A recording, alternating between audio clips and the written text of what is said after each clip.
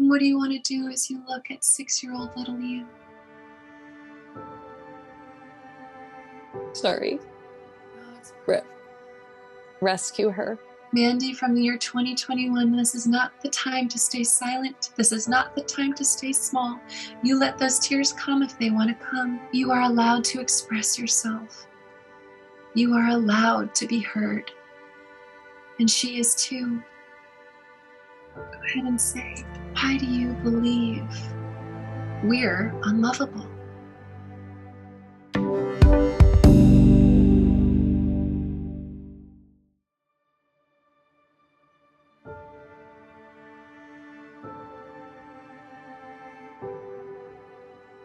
Nice to meet you, Mandy. Thank you so much for being here today. I would love to start off by learning more about you and what you would like to accomplish from today's session. And once I have an understanding of what you'd like to achieve, I'll tell you a little bit about what you can expect from hypnotherapy, how it works, what it isn't, and then we'll dive into the session. Does that sound good? That sounds great. It's so nice to meet you, Grace. Thank you for taking the time today to dig through this with me. So I'm not sure how much you want to go into detail, but I have been through quite a few things in my life, starting from a very young age, that kind of created some really false beliefs that I kind of built my life around. And have been spending much of my adulthood trying to unravel that and dig in. I have definitely had, cognitive behavior therapy, some somatic experiencing, some EMDR, because there is past trauma. But I still feel stuck. Like I still feel like there's blocks and not really sure how to get through them. Definitely. So just to make sure I'm on the same page, there's definitely been some trauma. You've been doing a lot of work around it, but you're still experiencing blocks and not sure how to move beyond them. Yeah. So let's start with how you would love to feel as compared to how you actually feel day to day.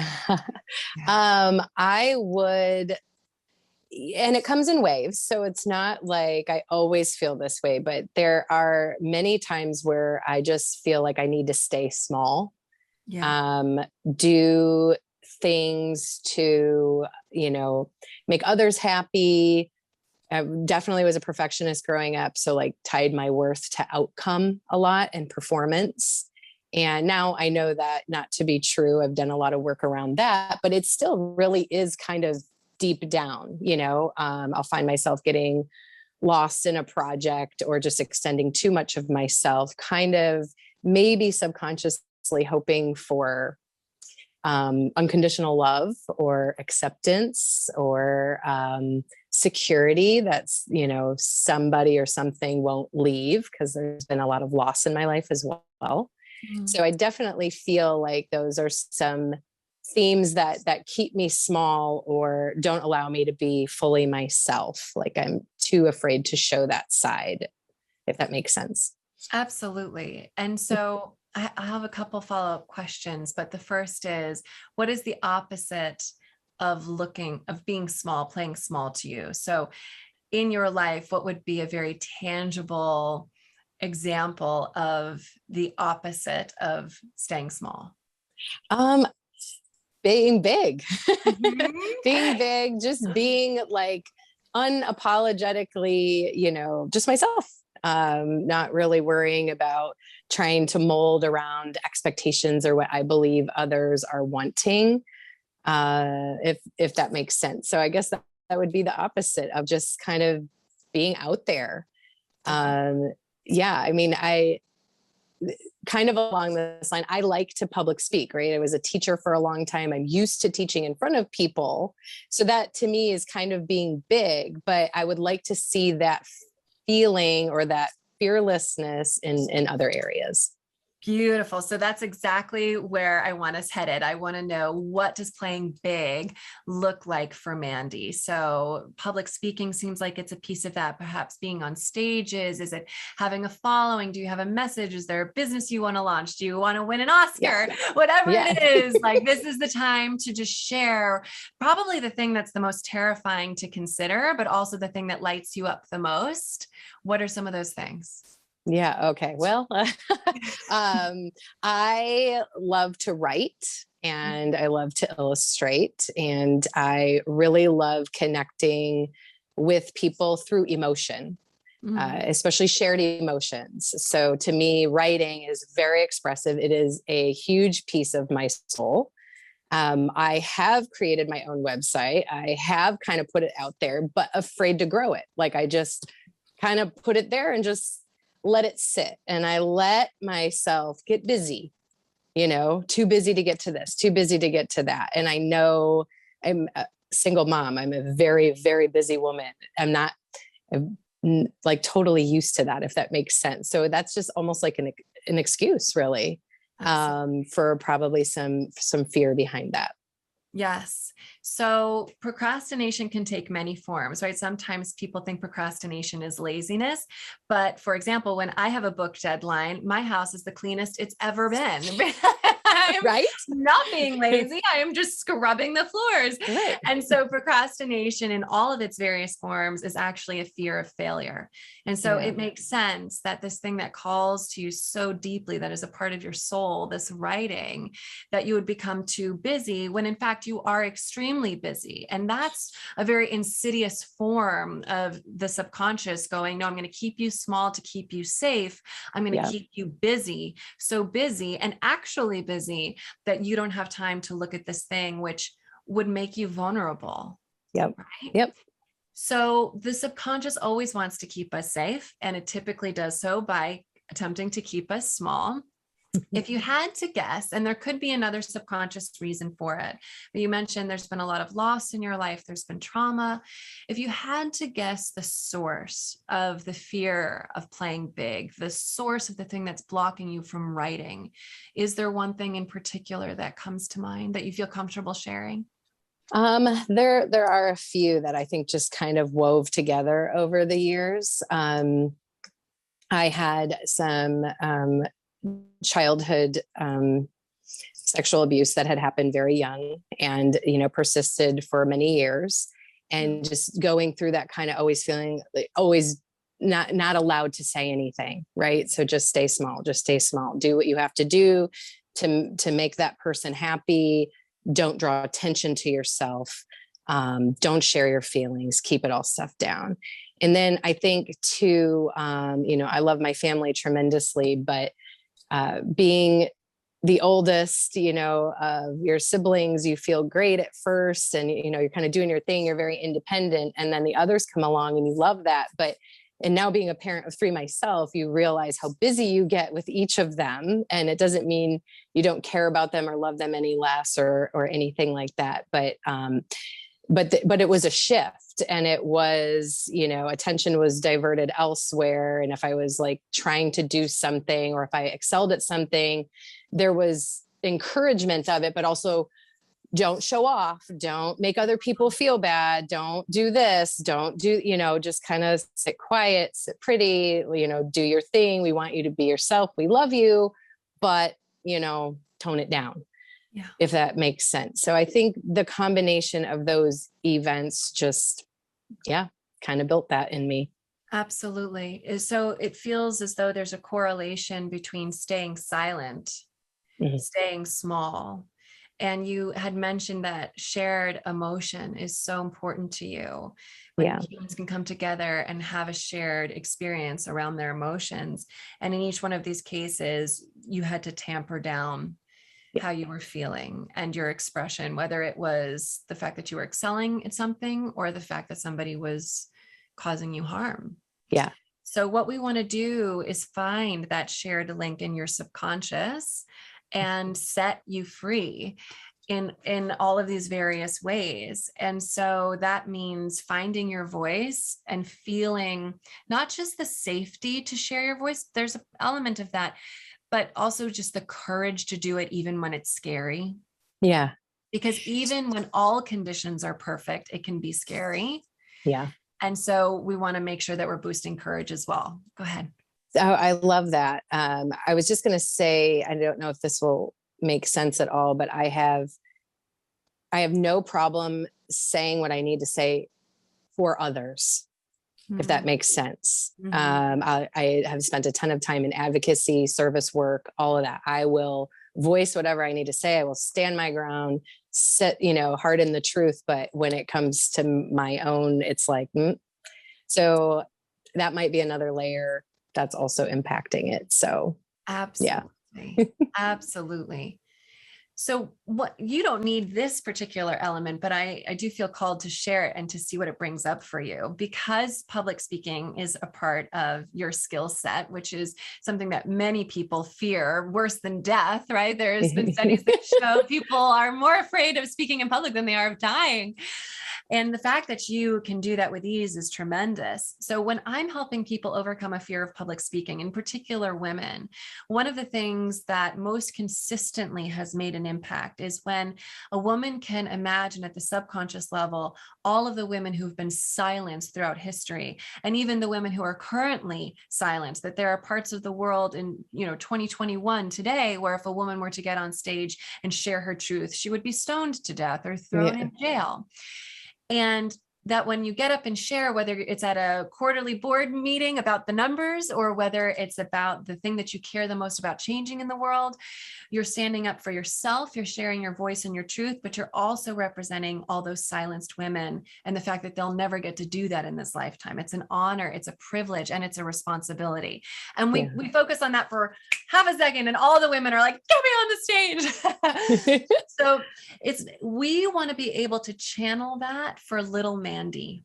Yeah. Little you know, that she has the chance to be set free, that she has the chance to heal from the trauma that was inflicted upon her, that she doesn't have to be a victim any longer. And she can do that for herself, but she can also do that for other children, or she can do it for puppies who are at the pound. We want it to be important to little Mandy, believe it or not. It's more important that we get her buy-in and that she's excited to transform. And we'll do that in the session.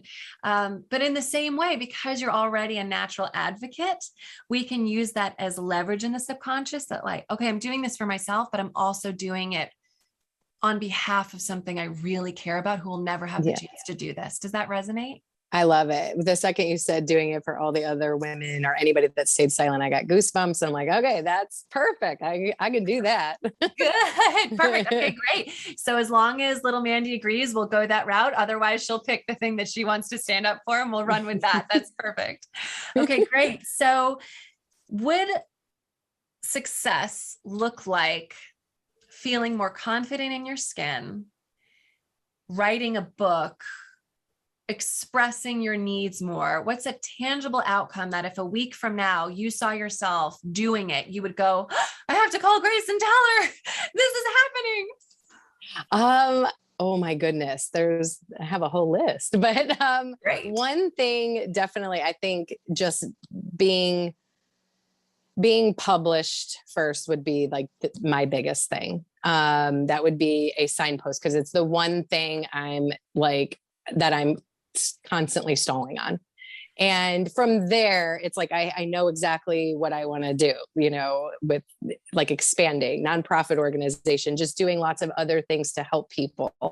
And I have that association too. Like if I'm a writer, I can't also teach. I can't also still stay in like the nonprofit world and help out. Like I have completely compartmentalized these things. And there's tons of people that do all that kind of stuff.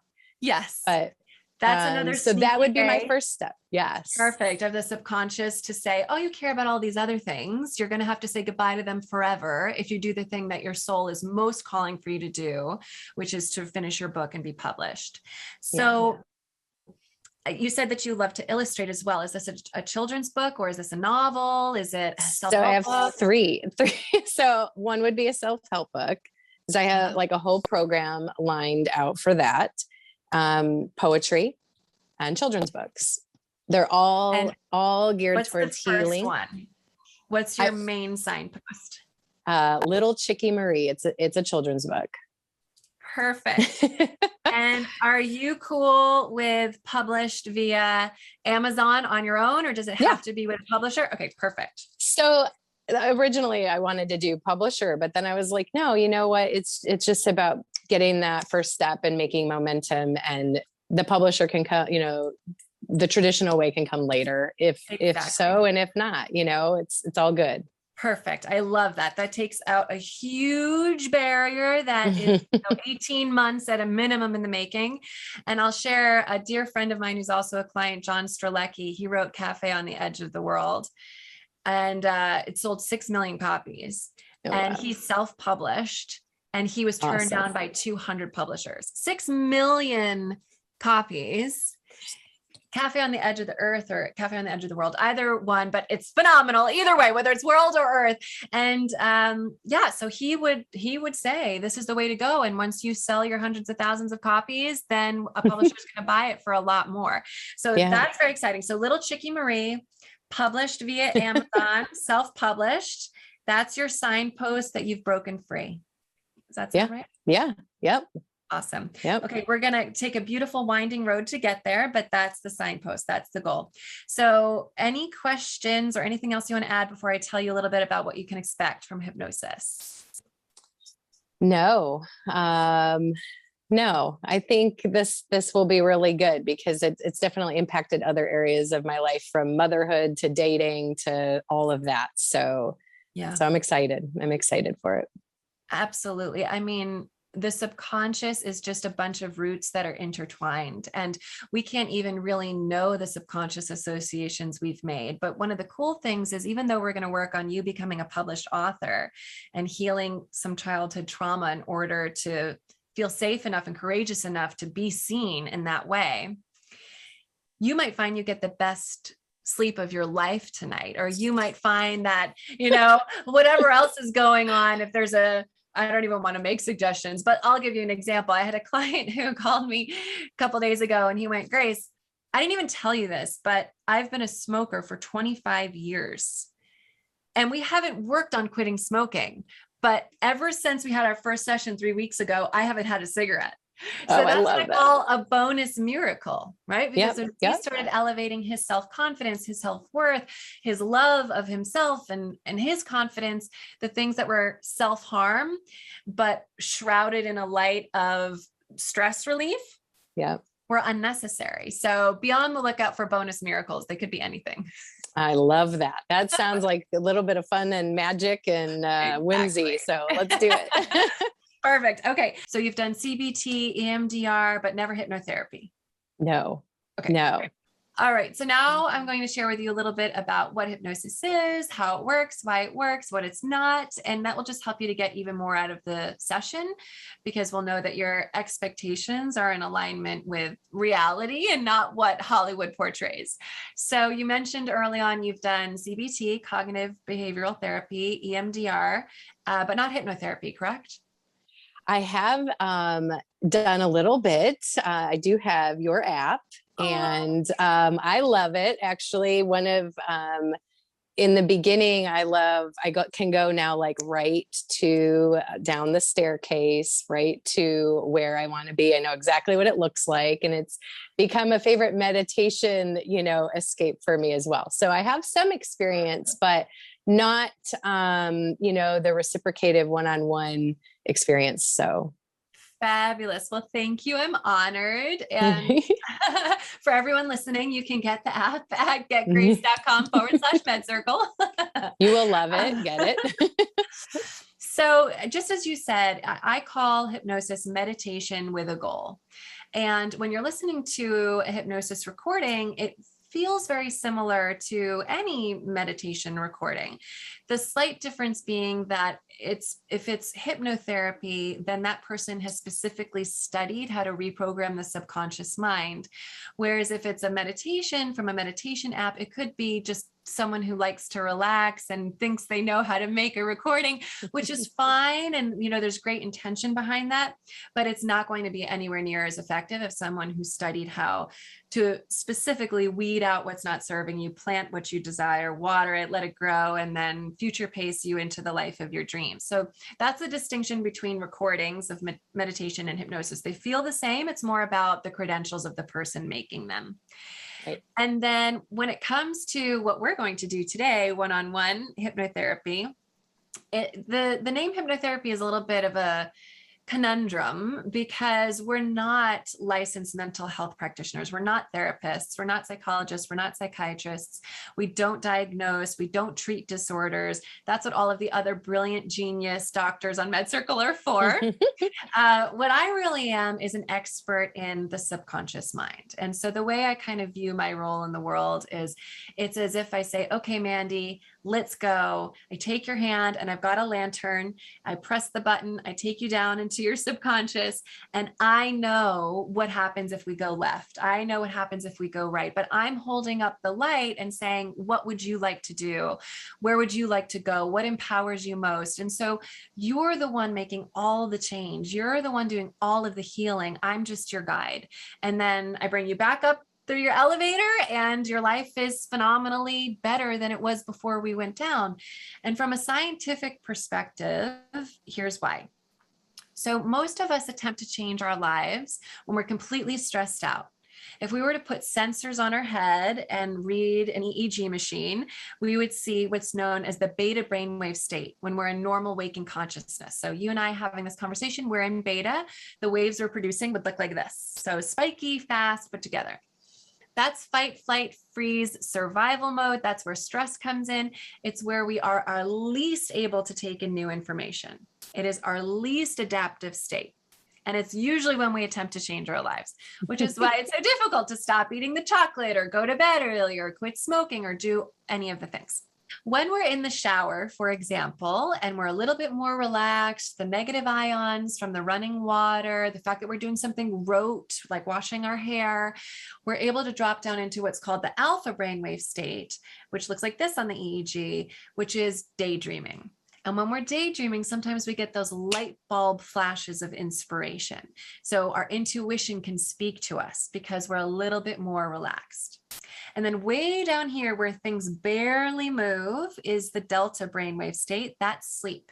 So when we're asleep, we are unconscious. We're not aware of the fact that we're in our bed, right? If there were a moth flying around, we wouldn't know. But our subconscious is alive and well during the REM cycle of sleep when we're dreaming. So movies make it look like hypnosis takes place in delta. It makes it look like it's happening when we're asleep. That is just Hollywood wanting us to have a reason to believe why a character who would not behave a certain way is behaving that way. That's all it is. The truth of what hypnosis is we drop down into what's known as the theta brainwave state. So it's deeper than alpha, it's deeper than daydreaming, but it's more alert and conscious than sleep. So the theta brainwave state is where you can connect 100% to your intuition, to your inspiration, and where that critical factor of the mind that goes, I could never do that. That's stupid. I'm scared. A million people have done that before. Everyone will make fun of me. All that critical factor of the brain is off in the corner, not paying attention. And we can finally dream big. So a study found that 600 sessions of psychotherapy on average resulted in 38% improvement over the course of 600 sessions. So that's beta. That's when we're talking about our problems from the conscious mind. And that's wonderful. 38% improvement is a huge amount of improvement. That's about 10 years of talk therapy, which is awesome. And again, there are very specific reasons to do that a hypnotherapist can't help you with, right? We can't treat disorders. We can't diagnose. So awesome. Perfect. Love it. We work together. Great. Same study found that 6 sessions of hypnotherapy results in an average of 93% improvement. And that's because we're doing it from theta, where there's no critical factor of the mind telling us it's impossible, and where we have the surplus energy required to create new connections in the brain very quickly. So dendrites extend out from the neurons and connect and make new neural pathways that much faster. It's like lightning speed. So that's what we're going to do. There's a whole lot more about why hypnosis isn't mind control and all of these things that I've talked about in other MedCircle videos. So I'm sure anybody who wants to know more can find those.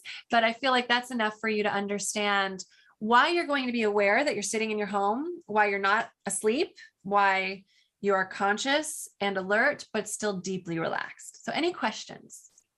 No. Okay. Ready to dive in.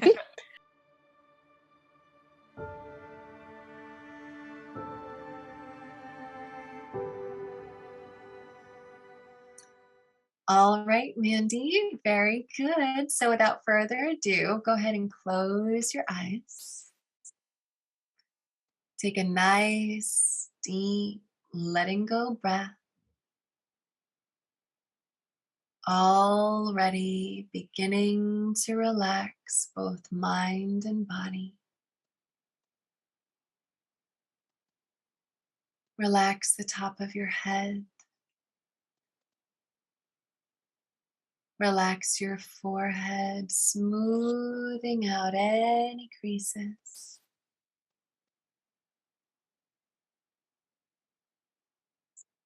Relax the tiny muscles next to your eyes. Relax your jaw, letting it hang loose and slack. Relax your shoulders. Relax your arms all the way through to the fingertips.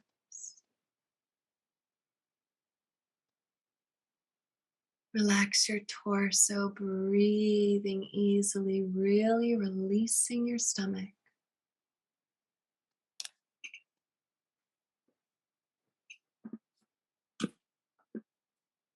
Relax your legs all the way out through the bottoms of your feet. Now, not now, but in just a moment, I'll ask you to open your eyes and look up at the ceiling.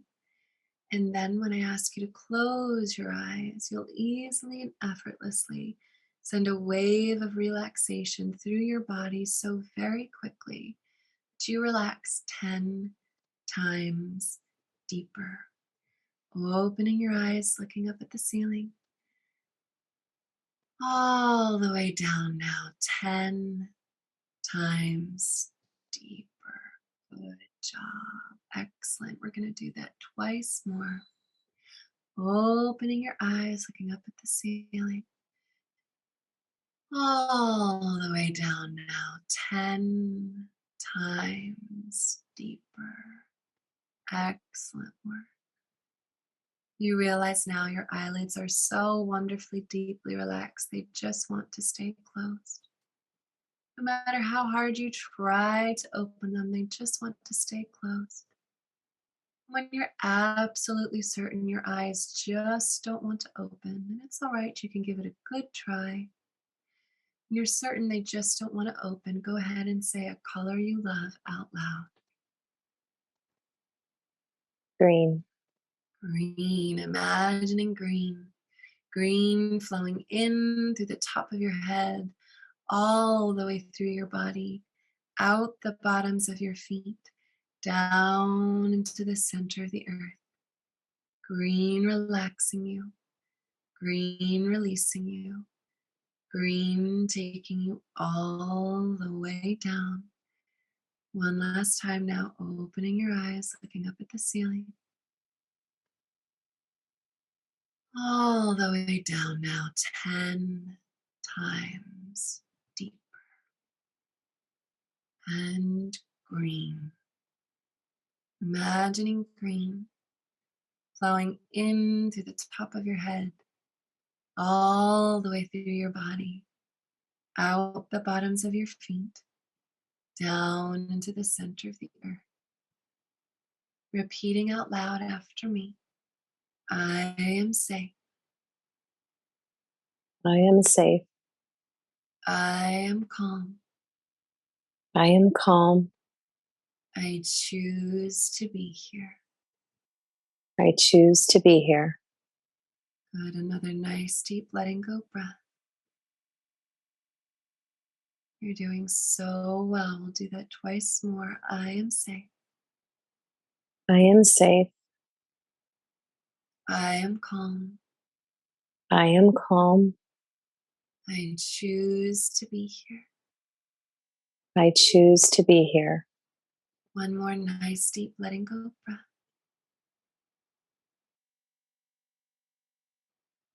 I am safe. I am safe. I am calm. I am calm. I choose to be here. I choose to be here. Good. Now go ahead and begin to imagine your perfect staircase forming before you. It might be one you've seen before, or it might be brand new, so long as it's your perfect staircase. You're doing it right.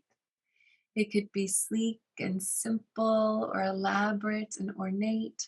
Whatever you notice is perfect and correct. Really good.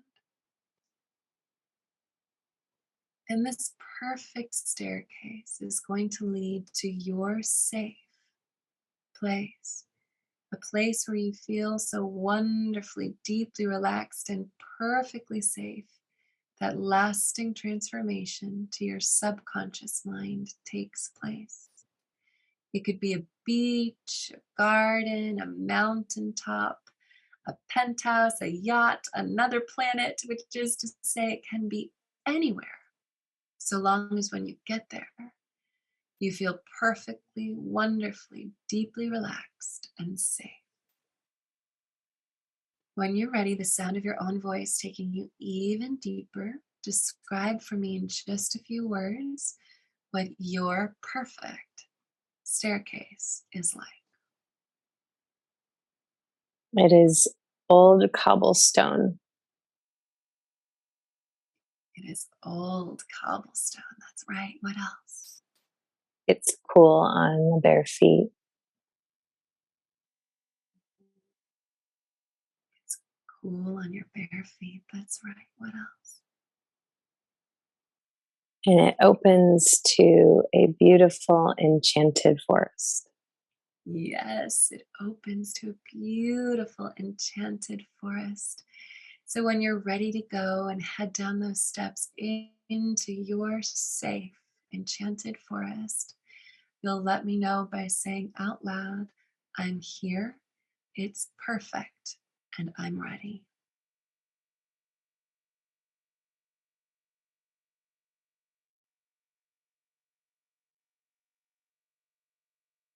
I'm here. It's perfect. And I'm ready. That's exactly right. You're here, it's perfect, and you're ready. Taking your first step down on your perfect staircase now. 10, taking your first step down, doubling your relaxation. 9, another step down. The deeper you go, the better you feel. 8, relaxing, releasing, and letting go all the way down now. 7, feeling into the velvety darkness behind your eyelids. 6, keep going, almost there now. 5, 4, really let go. You're doing so well. 3, 2, and 1.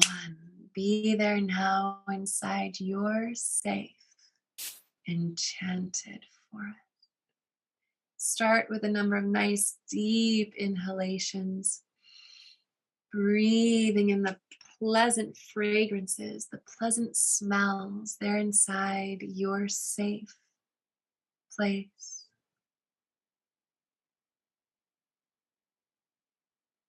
Reach out and touch something there inside your safe, enchanted forest, feeling its texture or its weight, its roughness or smoothness. And now reach out and touch something else there that has a very different texture.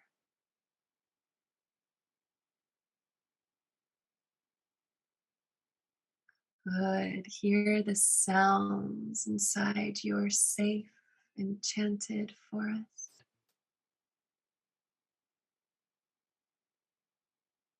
Notice the colors inside your safe, enchanted forest.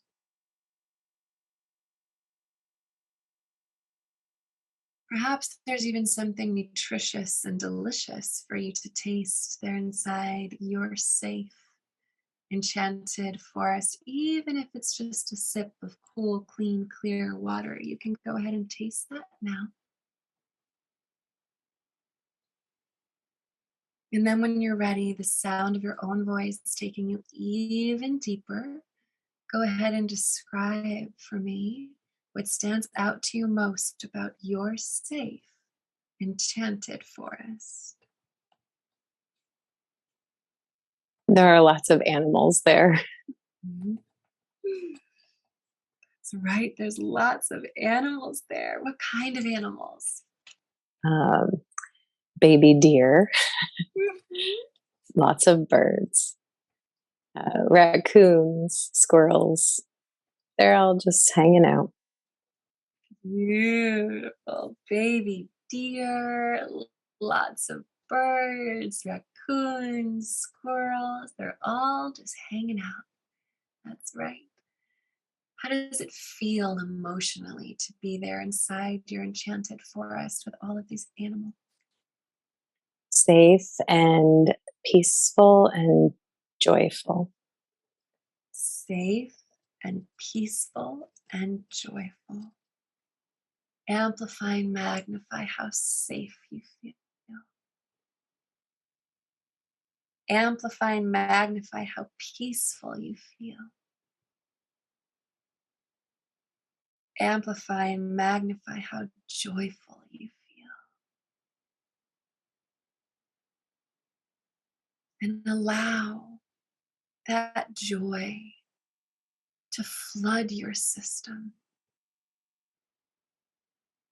The visual I get is like this happy, joyful, acidic rain, believe it or not, because it breaks down and dissolves and melts away all of the calcified pain. Does that resonate?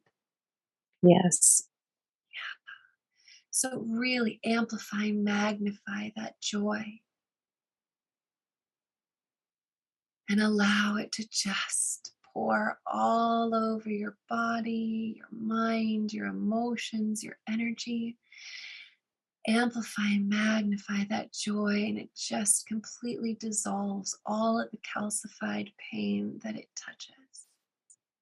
And you feel lighter and lighter and lighter, more and more free. Take your time now while I'm silent to allow this joy to work its magic. And share with me once you know you're complete.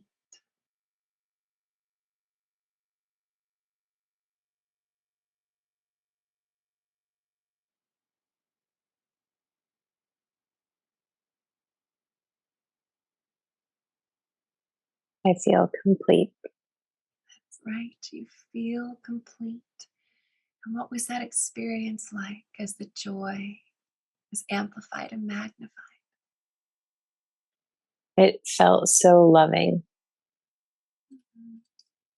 It felt so loving. And is this a sensation that you feel with regularity, or is it rare or something else? No, I don't feel it regularly. That's right.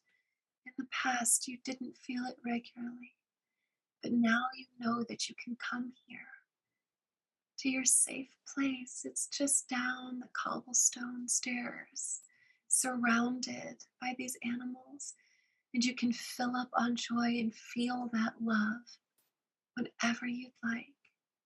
How does it feel to know that you can access it this easily? Wonderful. Wonderful. And you are worthy and deserving of having that wonderful experience as often as you'd like. So now go ahead and see, feel, and experience that somewhere there inside your enchanted forest is a circle of animals waiting to be read to. And they want to hear their favorite book, Little Chickie Marie. So find that circle of animals ready to be read to. Find published, beautiful Little Chickie Marie. And when you hold that book in your hands, you can see that the spine has been opened thousands of times. It's their favorite book. Take your time and read it to your animal friends, your published children's book. Take all the time you need and describe for me what you notice when you're ready.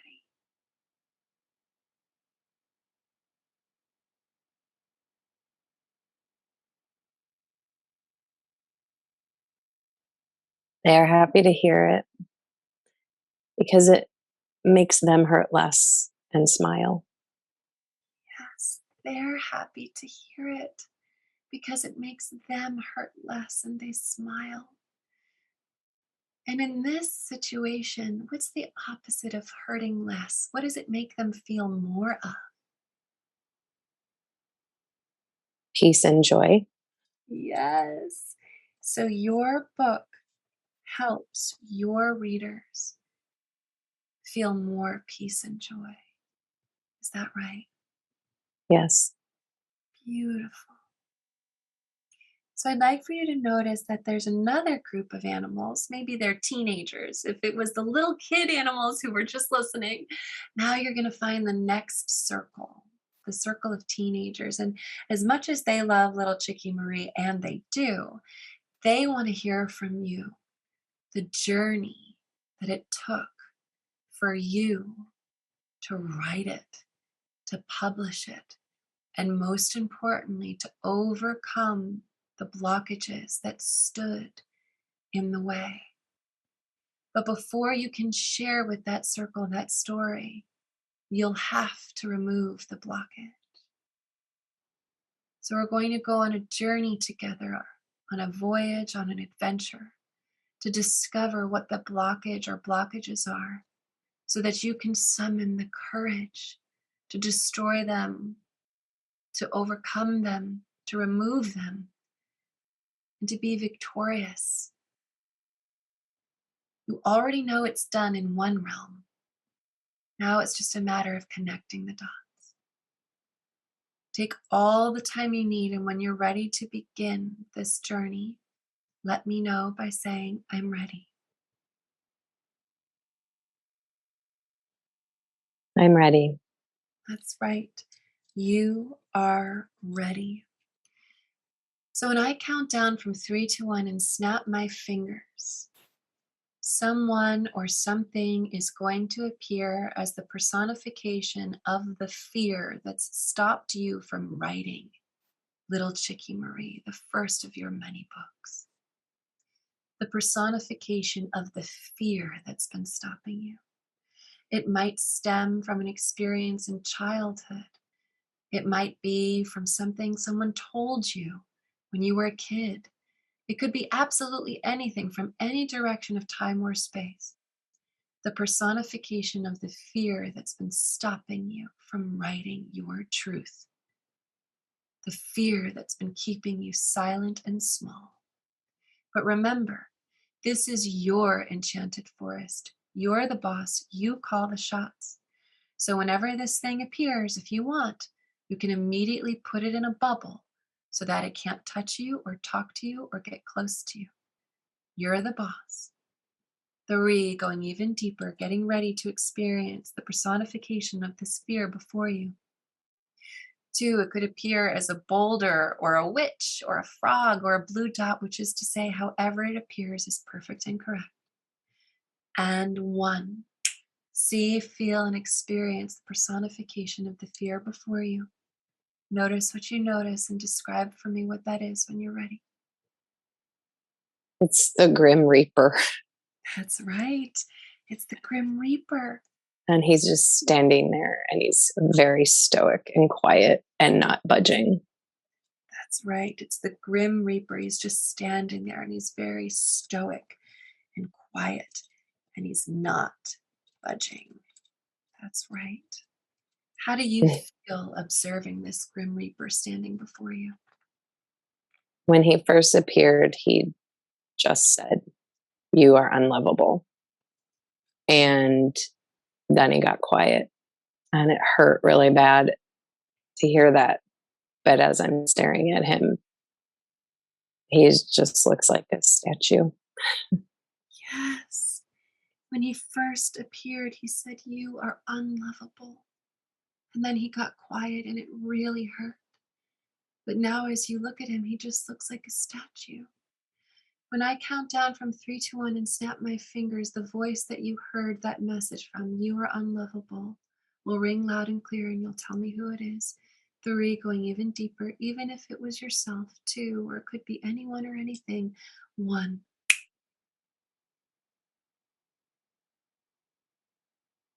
It's myself.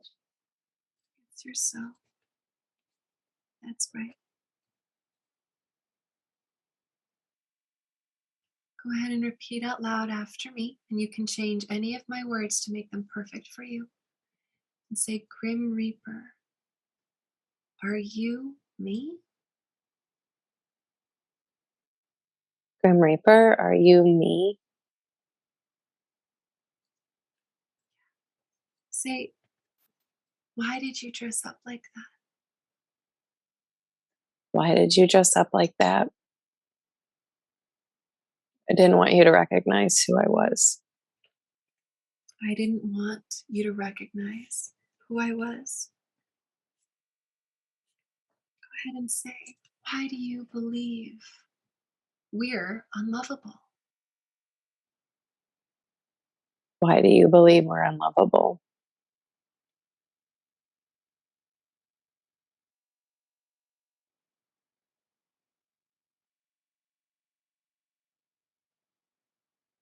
Because that's all we've experienced so far.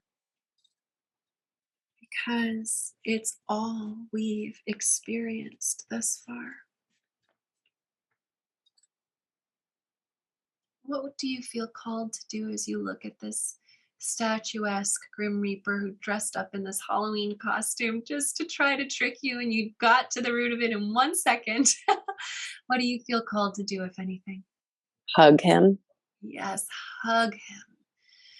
Pour love into him. Pour love into this personification of your deepest fear about yourself. And let me know what happens next.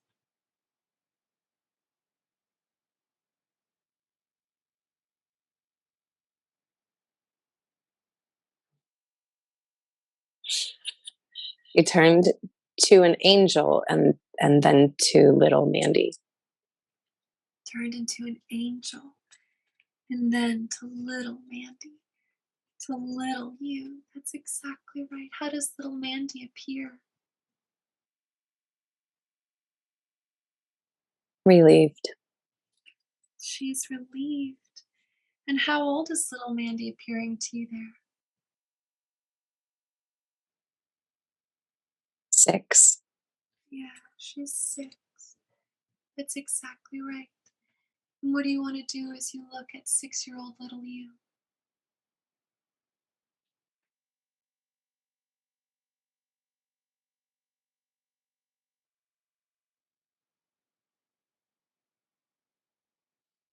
Sorry.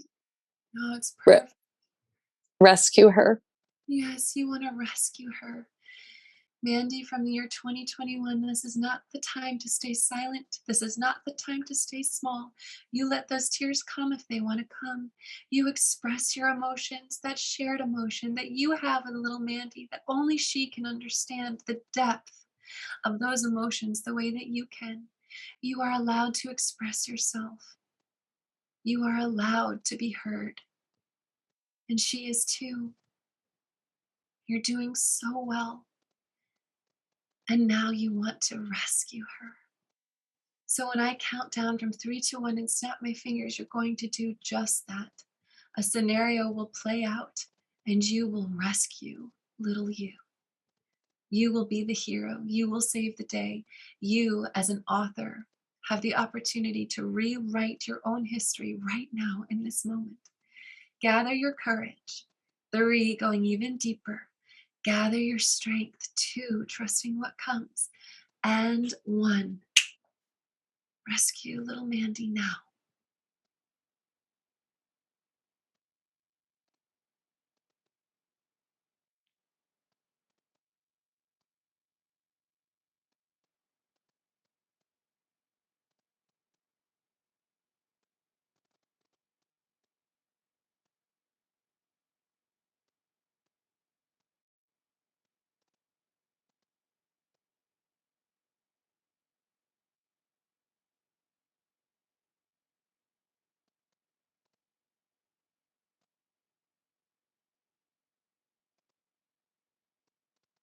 Take all the time you need rescuing little you. And when you're complete, you'll let me know by placing both hands over your heart.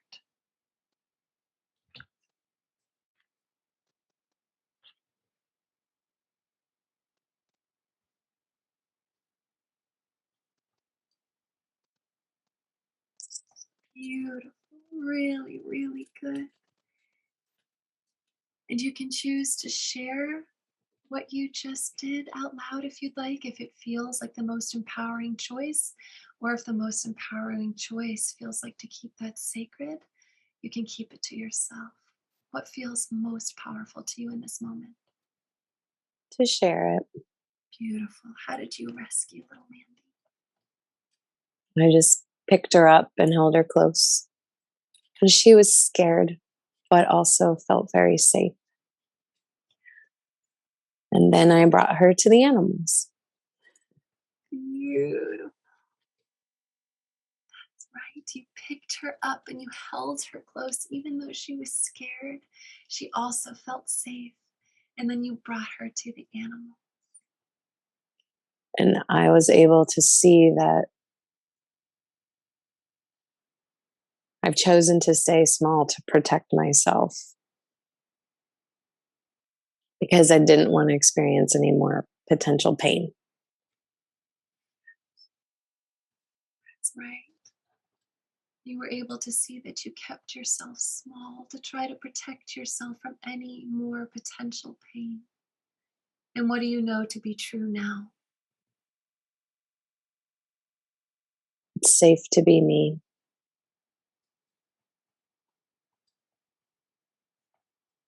It's safe to be you. Go ahead and repeat 5 times out loud as you imagine. Well, you can say it 5 times out loud, or 10 or 15, however many you need to get to the end. While you imagine writing your manuscript, with little Mandy's help, of course, as your consultant, publishing, printing, having the first edition of your book arrive at your home, holding that book, hearing the sound as you open it for the first time, running your hands over the pages, smelling the fresh book smell. Repeat over and over and over again, it's safe to be me, as you write and publish your book, beginning now. It's safe to be me. It's safe to be me. It's safe to be me. It's safe to be me. It's safe to be me. It's safe to be me. It's safe to be me. That's right. It's safe to be you. Now go ahead and take little Mandy's hand and find that group of teenage animals, all waiting to hear your triumphant publishing story and the journey you went through to break down that old personification of that old fear, because underneath the Grim Reaper was a beautiful angel and a child who just wanted to be held and loved. Share the story of your journey and your triumph as you pass out fresh copies of your book to everyone in that circle.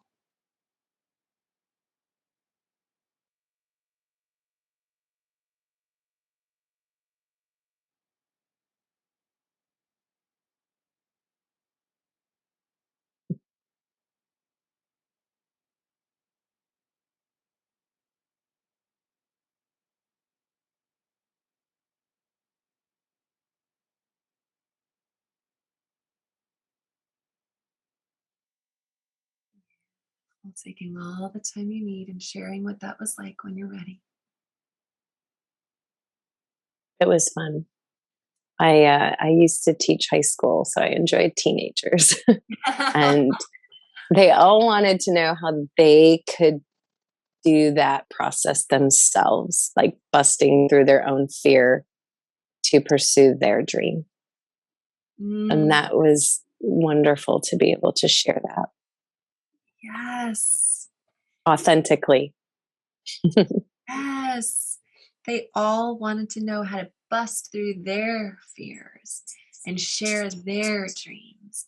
And it felt so good and was so fun for you to be able to share how you did that authentically. Beautiful job. Really good. Excellent. So now we're going to have you imagine one more thing. You're going to imagine into the future when you're writing your books and when little Mandy gets a little scared and you can feel that she's starting to dig out her old Grim Reaper costume. She's looking for it, but she doesn't need it. All she needs is a hug. All she needs to remember and to hear is that she's lovable. And all she needs to hear and be reminded of is that it's safe to be her. So right before publication day, right before going on stages to talk about your book, in those moments where she needs an extra boost, you're going to close your eyes. You're going to imagine that color you love. You're going to give little Mandy a hug. You're going to say, I know you're lovable because I love you and it's safe to be you. And then you're going to get back to work. Envision doing that over and over and over again until you know you've got it. Close your eyes. You say green or whatever color is coming to you that day. You give little Mandy a hug. Tell her, I know you're lovable because I love you. It's safe to be you. And then you get back to work. Do that now until you've seared it into your body, mind, and spirit.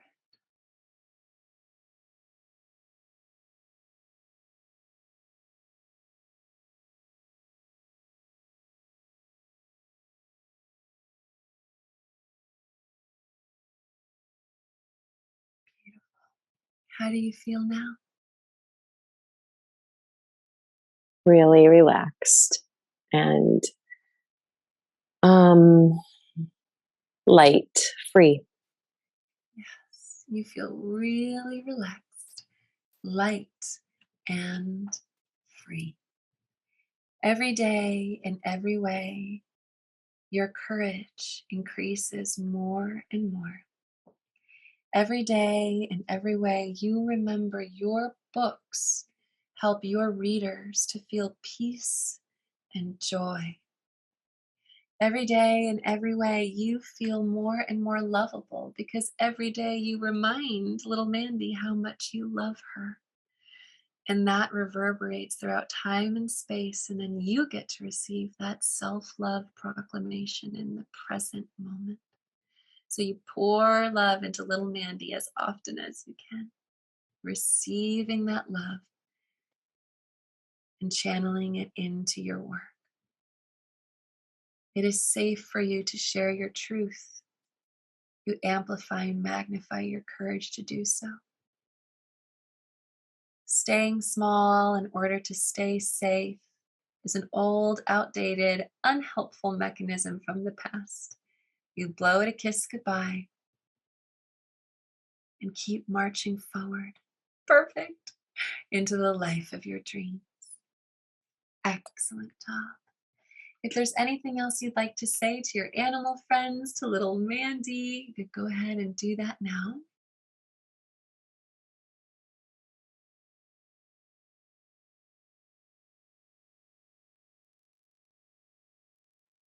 When you're feeling complete and ready to come back, you'll say out loud, I did it. I'm so proud of myself. I'm ready to come back now. I'm ready to come back now. Perfect. Go ahead and say the whole phrase. I did it. I'm so proud of myself. I'm ready to come back now. I did it. I'm so proud of myself. And I'm ready to come back now. That's exactly right. You did it. You're so proud of yourself. And you're ready to come back now. 1, moving your feet and your toes. 2, moving your hands and your fingers. 3, lots of energy returning to your body. 4, coming back to this place this time. 5, remembering everything. 6, feeling proud of yourself. 7, filled with love for yourself. 8, feeling great. 9, getting ready to open your eyes. And 10,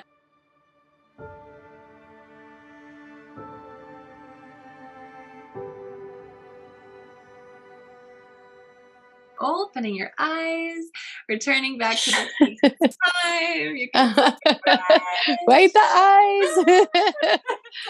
Oh, thank you. Oh my goodness, beautiful job. My absolute pleasure. Thank you. That was an ugly block, Grace. Literally an ugly block.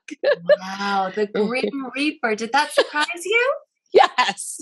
Like, but to me, it was like symbolized my own block being the death of my dreams. Sorry.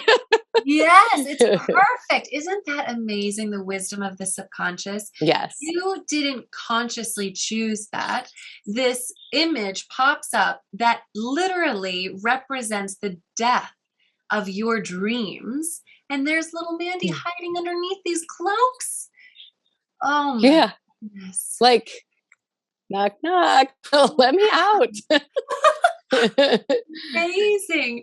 So I have a couple questions for you, and then I'm just going to let you bask in the glory of your transformation, because as powerful as the hypnotherapy session is, it's really kind of, well, there's a couple ways you can think about it. You could think about it as tonight we planted seeds, and over the next couple of days, they're going to grow roots and sprout through the ground, and you're going to really start to enjoy the benefits of the session when the fruit blooms, when the flowers bloom in a couple of days.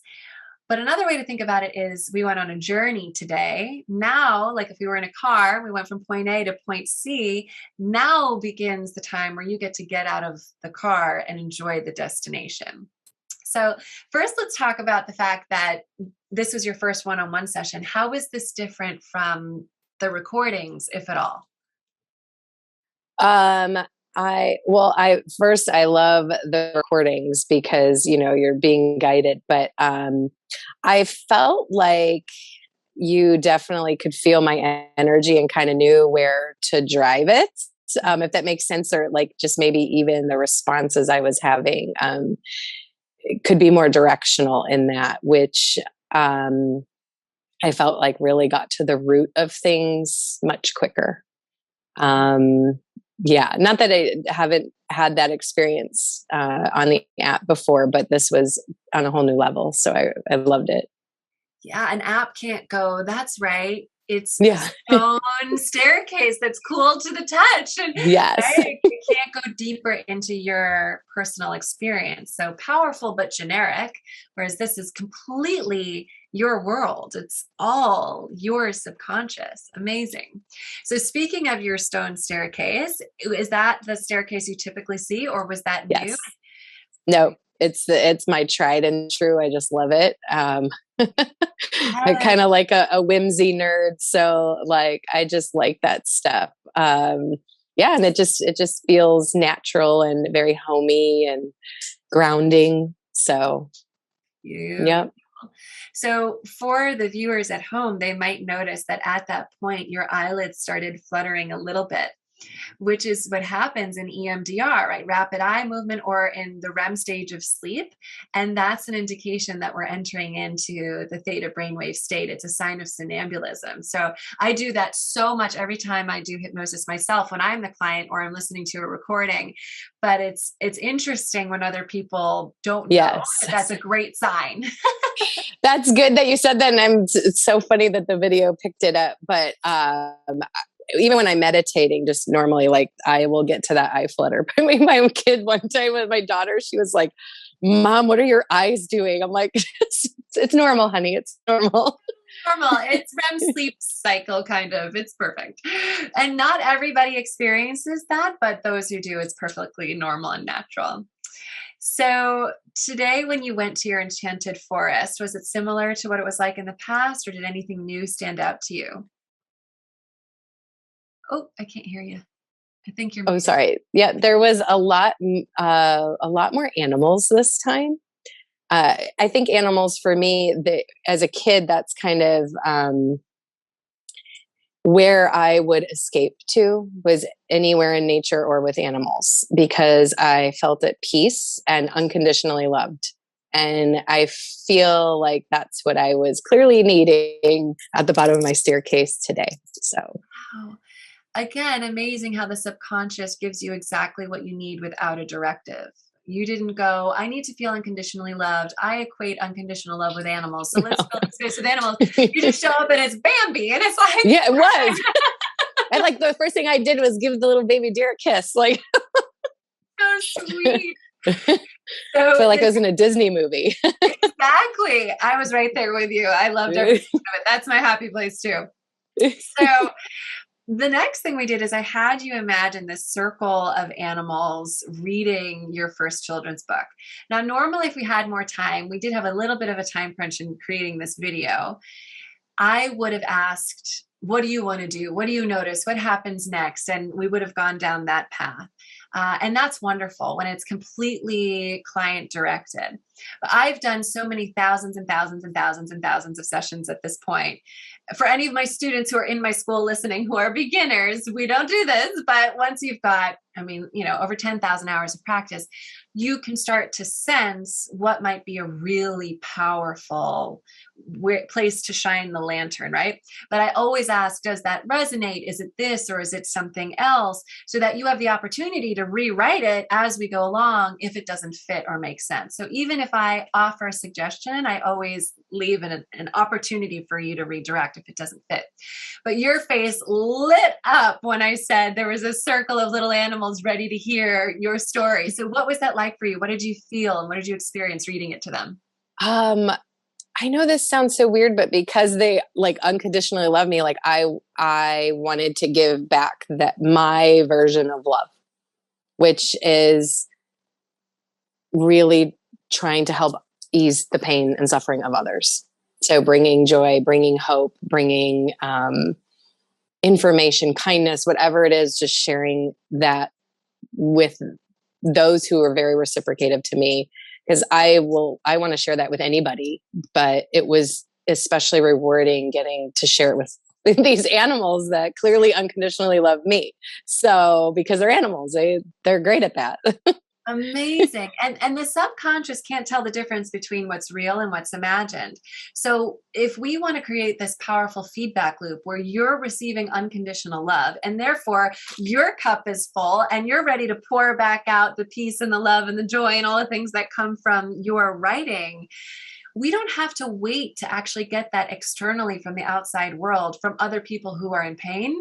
Yeah. We can just go internally and imagine our animals filling up our cup, and it's actually happening as far as the subconscious is concerned. Yeah. That's so cool. That's so cool. It's so cool. It's so powerful. You can do it every day, and you'll have this recording, obviously, of this video, so you can come back and just listen along. A couple more questions. So, what was it like when you started crying? There was a moment where you became overwhelmed with emotion. What was that like for you? What was that experience like through to the end? It was like an epiphany that hit me of why I stay small, why I fill my time. I mean, life is just busy as it is. We're all busy, but like it's excessive. And, definitely talking about procrastination earlier on, it just hit me like that, like, duh, like this is exactly why I'm doing that. And it was because I interrupt for 1 second. You're doing awesome. I'm going to lovingly ask you to put that in the past tense. So why I used to play small, why I used to procrastinate. You're doing perfect. Keep going. Yes. Why I love that. And I love that you caught that and are correcting me, because that's how on autopilot it is. Right. So it was just very clear epiphany moment. And I didn't, a lot of the stuff that I went through, when I was young, and then, having cancer and an autoimmune issue and, divorce and bankruptcy and infidelity, like all of it, that was decades of pain. And I worked through it. I got through what I needed to, but it was like, who wants to experience any more of that? Even though, you can get through it, but you don't necessarily want to. And by me putting myself out there, it was almost like I was afraid I would bring on the own pain myself, if that makes sense. Mm-hmm. And that's why I kind of like, no, just stay small. That's the way to keep you the safest and on idle. But it's so dissatisfying staying in that stuck mode when you're capable of so much more. And you do make achievements and accomplishments in ways, and you are fulfilled in other ways, but there's still just dissatisfaction, like discontentment, because something else feels like it's controlling your life on the inside. So Absolutely. It just all came full circle in that moment. And this didn't come up in the session. If we were to do a second session, I'd probably start here. But this is something you can do on your own by just going into self-hypnosis and sort of clarifying with your subconscious, like, hey, all those years you had me playing small, all that crap happened anyway. Totally. Save me from anything, buddy. That's the funny thing. Like life is life, right? We can't control any of it. And so It's so funny how we try and convince ourselves that, if we just keep doing this or we do that, we'll be fine. But that's not not the case. And when people start doing hypnosis and they feel so much better, it doesn't stop hurricanes from happening, right? No. The external world continues throwing stuff at us constantly. But by doing hypnosis and weeding out the things that don't serve us and cultivating courage and all those things internally, we just deal with the external things phenomenally better. And we start to live a life by design rather than a life by default. Yes. Which is so powerful. And interestingly enough, little Mandy didn't even need to go to the place where she was doing this to save other people or other kids, right? The thing we talked about on the front end. And that's why conscious conversations are great, but the subconscious knows what it needs. She needed a hug. That's all she needed. She needed a hug. She just needed you to hug her and take her to be with the animals. She needed to know she was lovable, and she's obviously loved. You love her. Yeah. Yeah. And so your conscious mind can think about all the children and all the women and all the things. That's a great thing to kick us into gear. Little Mandy just needed a hug. Yeah. Yeah. So simple. So pure. Yep. Amazing. Yep. So how do you feel now when you think about writing Little Chickie Marie? Oh, it's exciting. I love it. I'm ready to work on it tonight. And how did you feel before we started? If I was like, oh, you need to work on Little Chickie Marie tonight. Just avoiding it. It's written, it's edited. It's just, I haven't illustrated it yet. And that, that's my excuse. I don't have time to sit in and paint, I don't have time to sit and do this, and then it's like, then maybe I'll just hire an illustrator just to get it out there, and just excuse after excuse. So this is like, no, like just make the time for it. Like you're pretty good at figuring it all out anyways. Like you've got this. Perfect. As So Kyle would say. Yes. You've got this. You got this. We love you, Kyle Kittleson. So when you sit down to illustrate tonight, which will be the greatest gift you can gift yourself. We're doing this pretty late at night and still carving out the time to do some illustrating tonight. Imagine little Mandy's next to you. She's got her colored pencils too, or her crayons or her markers or whatever, and you're allowing her to express herself as well. And then send me a text of what you've done. I'm so excited to celebrate with you. Oh, I love that. Thank you. Of course. Well, beautiful job. You know, I hope everybody watching really, and I think that they will, gets the sense that when you go into theta, where that critical mind is gone and you're connected to your intuition and your inspiration, you're able to overcome a lifelong challenge rapidly. And of course, the proof is in the pudding. And it's an average of 6 sessions to see 93% improvement, but it's only an average of 6. I feel like you made way more than 15 to 20% improvement tonight. If you had to give it a percentage of leap forward, what number would you give it? I'd probably say like at least 30. Like I feel like there was a good, like just that epiphany moment where I was like, oh, oh, like that did a lot for me. And so if it was a leap of 30% forward, that's another 2-3 sessions max to get 100% of the way there. And your life is forever changed. It's so powerful. So thank you for being so vulnerable, for sharing yourself and your story and your journey with me and with everybody watching tonight. It's been an honor to be your guide. In the Enchanted Forest. See, it was fitting. Yes. Oh, thank you so much for walking me through all that and for showing everybody how interactive and easy it really is to see some pretty cool things. Even if it's not the Grim Reaper, they'll probably have a really cool experience. As cool and as perfect as that was. Exactly. Well, for everybody watching, if you are interested in checking out hypnotherapy yourself, again, you can go to getgrace.com/MedCircle and download our app or work with one of our Grace Method hypnotherapists.